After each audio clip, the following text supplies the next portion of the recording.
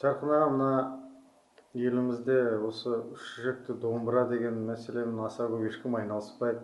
Тіпті кейбір адамдар білмейді де. Осыны сіз көп жылдардан бері қолға алып айналысып келе жатырсыз. Осы сала бойынша не айта аласыз? Қашаннан бері айналысып келе жатырсыз? Рахмет. Жалпы қазақтың музыкалық аспаптары негізі 40-қа тарта музыкалық аспабы бар ғой. Сол үшін домбыра, дабыл, кепшік, асатаяқ, таңғыра, шертер, жетіген, сыбызғы, дауылпаз, сазсырнай, үскірік толып жатыр. Сонда енді үш жүрек домбырада бұл қазақтың өзінің көнеден келе жатқан аспабы бұл. Өйткені тіпті ар жағына бармай-ақ қойғанның өзінде 19 ғасырда Абай атамыз осы үш жүрек домбыраны қолына ұстап, сонан соң ол әндерін сүйемелдеген күйлерін шығарған. Торжорға, май түні деген күйлер бар ғой Абай атамыз. Сонда үш жүрек домбырамен шығарған. Енді бұл өз негізінен одан да бұрын қазақтың хандық заманынан деуге болады. Тіпті түркі дүниесінен деуге болады. Неге десеңіз, домбыра деген аспаптың өзі, мысалы үшін, қазақтың хандық заманында Алтын Орда құлағаннан кейін бірнеше хандыққа бөлінді емес пе? Қырым хандығы, Қазан хандығы, сонан кейін Алтын Ордадан бөлінген, сонан Астрахан хандығы деп жатады. Сонда әрқайсысында солардың өз домбыралары соларға да кетіп қалған. Сондықтан да осы күнге шейін домбыра деп айтылады. Өзбектің домбырасы, татардың домбырасы, башқұрт домбыралары өз елдерінде бар. Енді соның ішінде кейбір елдерде үш жүрек домбыралар көп кездеседі. Міне, бұл түркі дүниесінен жеткен музыкалық аспап дейтініміз сондықтан. Ал енді мен өзім анау 1964 жылы Таскескен деген жерде, сонда мектепті бітірдік, сонда Байтөрлеу деген кісі орындады. Ермекбаев Ысқақ деген ақсақалда мен осы үш жүрек домбыраны үйрендім. Мектептің бір класс оқыған Көкенай, Ағыбай, Қажытай, Қасқырбай, Қарсақбай бәріміз жүгіріп жүріп, сонда мен осы бейбіл осыны үйрендім. Енді бұның ерекшелігі, бұның астындағы екі шегі оң бұрау домбыраның. Ал мынау үстіңгі екі шегі теріс бұрау. Сонда екі бұрау қатар тұрды мұнда.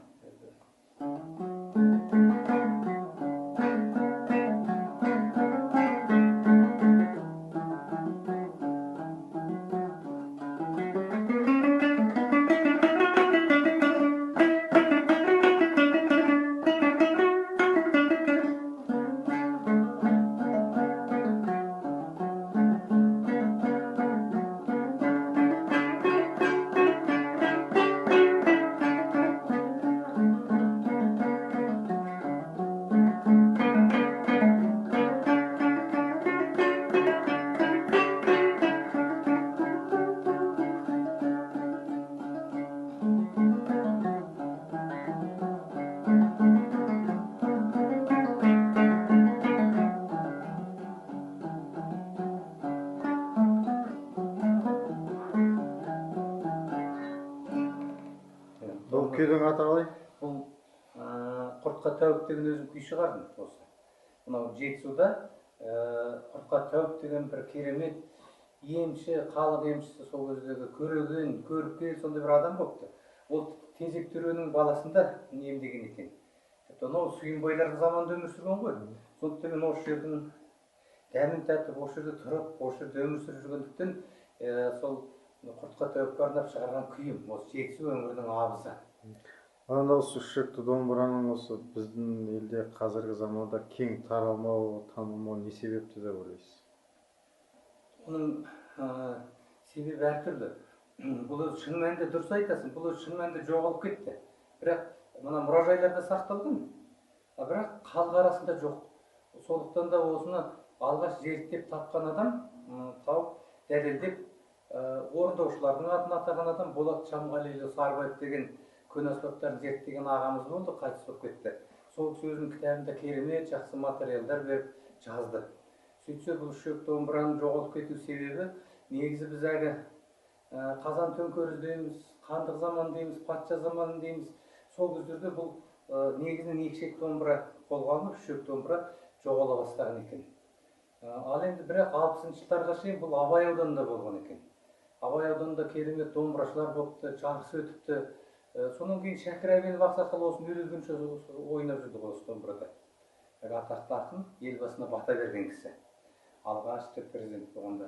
Сонан соң Байжектің үшек домбырасы болды, Абай атаның үшек домбырасы болды деген сияқты домбыралар кездесті. Бірақ осыны Болат Сарыбаев зерттегеннен кейін мен жалғастырып әкетіп, міне 40 жыл болды ойнап жүрмін. Бұны консерваториядан басқа бір жерде оқытамын, жалпы ондай бар ма? Түрінде оқытуға тиісті. Ондай жоқ, иә? Әзірге жоқ. Былай ғой, мінекей. Үшек домбыра тіпті оқытылмай халық ішінде кең пайдаланылып жүр қазір. Мысалы үшін анау атақты Тұран ансамблі бар ғой, қазір дүниежүзіне аралап жүрген жастардың. Анау Алматы консерваториясының түлектері. Тұран ансамблі ойнап жүр, мына Сазген ансамблі ойнап жүр. Сондықтан бұл ойын алып жүр, былай да былай. Ал енді Болат Сарыбаев зерттеген жетіген былай ойналатын аспап. Соның шеттер оларда ойналмаған ғой, жоғалып кеткен. Табылғаннан кейін олар консерваторияда, Астанада оқытып жатыр қазір. Сыбызғынды оқытып жатыр. Сол сияқты мынау үшек домбыраны болашақта оқытады. Олай дейтін себебім, мұның керемет бір ойнау шәкірті бар қазір. Мен шәкіртім, бірақ өзі үшек домбыраға арналған ноталар жинағын шығарды жақында. Сол Нұргүл Әкімқожа деген Абай ауданынан шыққан, осы Алматыда консерваторияда жұмыс істеп жатыр. Мектепте сабақ береді, музыкалық мектепте. Сол кісі үшек домбырада балалар ансамблін ұйымдастырып, шетелдерде өнер көрсетіп жүр қазір. Сондықтан менің кітабым шығады, мінекей. Көне дүние күмбір деп аталады, орысшасы да бар. Мелодий древности. Екеуі орысша, қазақша бір кітап болып жақында шықты деп естідім. Бұл да бір қуаныш. Сонда үшек домбыра туралы көп айтылған әңгімелер бар, ноталар бар. Бұйырса консерваторияда оқытылады деп ойлаймын. Жақын әңгімеңізге көп рахмет. Осылай біздің ұлттық аспаптарымыз жаңғырып, өркендеп дами берсін, қазақ еліміз дами берсін. Аманшылықта бар. Көп рахмет.